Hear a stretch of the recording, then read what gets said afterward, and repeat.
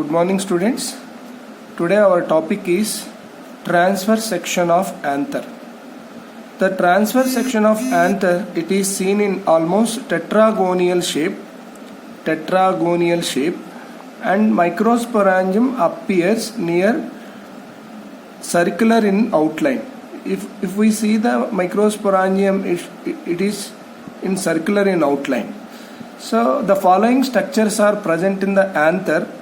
Those are epidermis, endothecium. First layer is epidermis, second layer is endothecium, third layer is a middle layer, fourth layer is called as a tapetum. The four layers are arranged around the anther.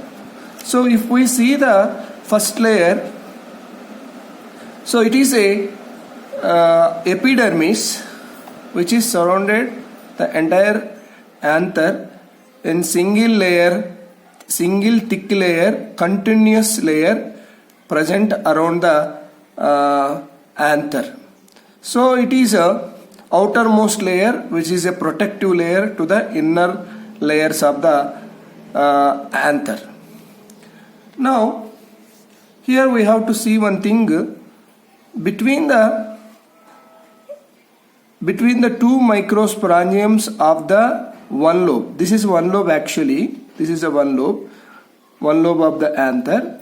Between the two microsporangiums of one lobe, there is a thin layer of the cell. It is a thin layer of cell. It is called as a stomium, which is involved in the dehiscence of anther, or it is involved in the dehiscence of pollen sacs. So this is about the epidermis. Now coming to the endothecium, it is the innermost layer to the epidermis. It is inner to the epidermis. It is just below the epidermis. It is a single cell thick layer.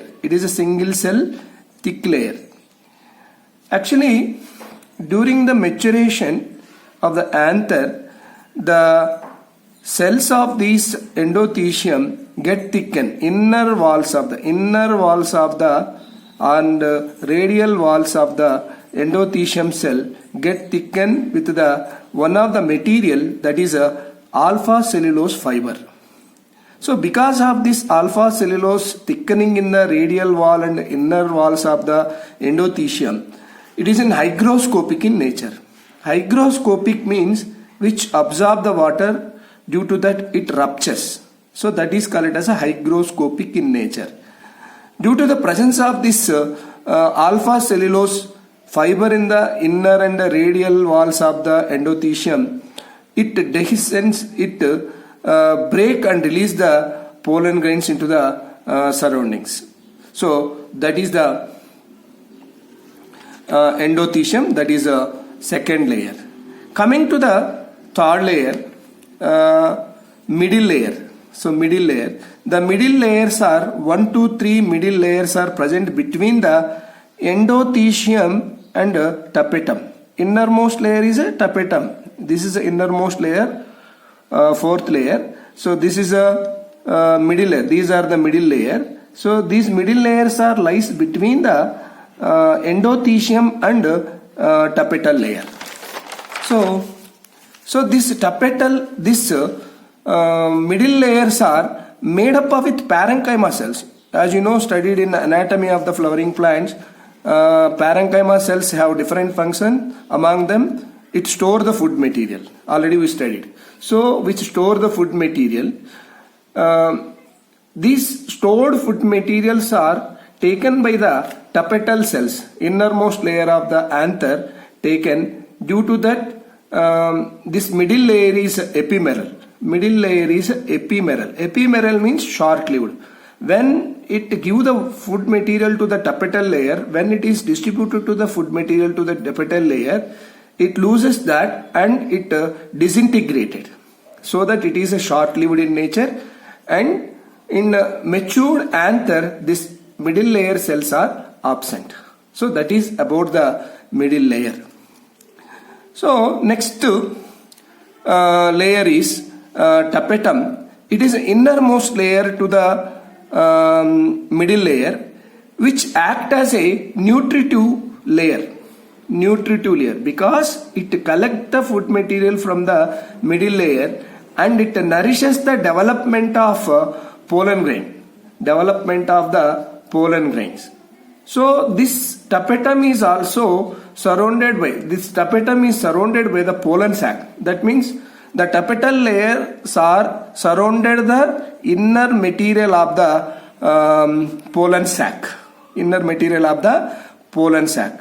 So this is also a single cell thick layer. Single cell thick layer. So this is also a single cell thick layer. I will show the diagram here. The cells of the tapetum are initially diploid. Actually, the cells of this tapetum are initially diploid, but they become polyploid and multinucleated due to the endomitosis and free nuclear division. Endomitosis means inside the cell there is a mitosis division. Due to the absence of the cytokinesis, nuclear division is taken place. Due to the absence of the cytokinesis, this is a cell. Inside the cell nucleus will be there. The nucleus is divided into the two daughter cells actually in the mitosis. So because of the absence of the cytokinesis, the nucleus is divided into the many cells and cytokinesis is not taken place. Due to that, many nuclei are developed inside the tapetal cell, so that it has a multinucleated or xenocytic condition. So because of that, multinucleated xenocytic condition is seen in the pollen sac. Tapetums actually collect the food material from the middle layer. Tapetum collect the food material from the middle layer and provide the food material for the microspore mother cell for the developing microspore. So that is the function of the tapetum. And also the cells of the tapetum secrete some hormones and enzymes for the development of the microspore from the microspore mother cell. So after at the time of maturity of the anther, these tapetal layer cells are disappear. Only endothecium and epidermal cells are present.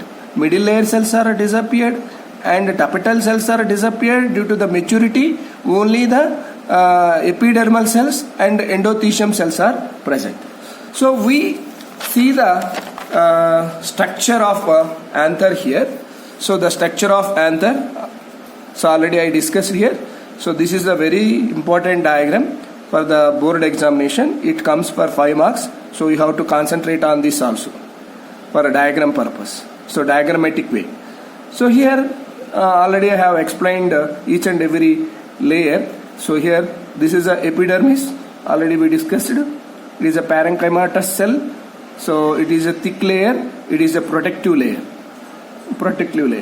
Just below the epidermis there is a endothecium. It is a thick layer which has alpha cellulose fiber in the radial wall and inner wall of the endothecium, which helps in the dehiscence of anther. And inner to this endothecium 1 to 3 layers of the middle layer which has a parenchyma cells. So this parenchyma cells store the food material, and these stored food materials are given to the tapetal cells of the tapetal cells surrounded by the pollen sac. So it is a short-lived. These middle layer cells are short-lived due to that it is distributing food material. It is giving food material to the tapetal cells. Due to that it disintegrated and it will be disappear. Due to that it is a ephemeral or short-lived. So next part is a tapetal cell. This tapetal cell is a single layered cell and it is a thick cell which is surrounded the pollen sac. Actually these tapetal cell get the nutrient from the middle layer, and these food materials are given to the microspore mother cell for the development. So later these microspore mother cells are modified as a pollen grains. So the tapetal cells involved in the nourishment of the developing poral grain. This is the function of the tapetal cells. So after the maturity, this entire anther broken, and it helps in the it releases the pollen grains into the surroundings. For that, there is a stomium between the two microsporangiums of the one lobe of the anther. This is the one lobe of the anther. In this one lobe, two microsporangiums are present. Between the two microsporangiums of the one lobe of the anther, there is a thin layer of the cell. This is called it as a stomium. This stomium is involved in the dehiscence of anther or breaking of anther. At the time of dehiscence, it releases the pollen grains into the surrounding media. So this is about the structure of anther and transverse section of anthers in today's class.